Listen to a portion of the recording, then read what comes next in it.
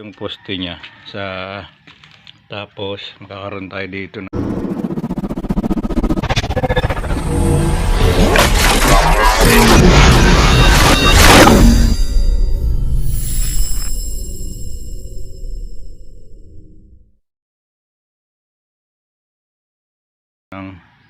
CR.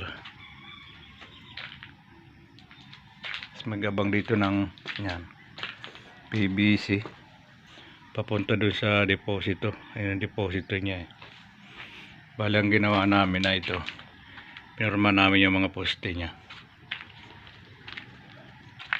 1 meter ang lalim. Yan. May panel board na rin tayo dito nakakabit. Yung poste ito yung pupurmahan ko, tapos may mga buhos na rin yan.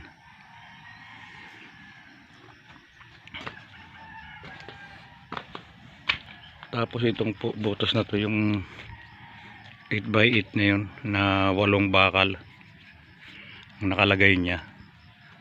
Tapos magkaka-slab doon ng kalahati na nakadikit doon sa wall.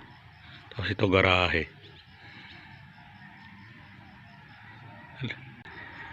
May mga nosing dito sa labasan loob, ay sa kwarto niya ay plain lang, flat. Ito, bali yan ay biga na. Tapos may saray. Ang bubong ay isang bagsak lang na pagganon. Ay nagbabaklas na ng forma dito. Yan, bali ganyan ang kulay niyan. Pag yung halo mo ay 1, 2, 3. Tapos ang pinirmahan namin ay ito, yung malaki dito. Dapat kasi ito ay sasarayan ito, hindi na pinasarayan. Bali binuunang buhos hanggang dito, may tabi niya. Bali dinadagdagalan ng tukod ng kasama ko. Ayan. Isang supot muna, 1, 2, 3 pa rin ha, magbago. Tapos ito yung binaklas din kanina. Ayan o. Ang mangyayari para dito ay, ang magiging slab nito ay matatabunan lang tong bulada niya para wala rin purpose yung slab niya dito. Yun ang gusto ng may-ari, para marangan lang yung pinaka siding niya dito na may bulada yata mga 90 bulado sa poste. Nagpapahalo pa tayo, tapos pinabaklas na rin dito yung bubong yan para magamit namin yung ibang mga kahoy na hindi na sila bumili. Dahil yan, may mga ano na, may mga tama na rin yung kahoy. Tapos nakapagbuhos na rin kami dito ng poste niya sa itong 8x8 na to na 8 bakal. 4 na 12 tsaka 4 na Gs ang pambasag niya. Palisang supot din na naihalo dito. May buhos niya. Nagpapahalo tayo para mabuhusan natin sa poste natin dun. Gawa ng forma itong kusulong poste dito. Yan, binuhusan na natin siya. Bali ganun pa rin ang buhos natin. 1, 2, 3. Isang simento, 2 buhangin, 3 bato.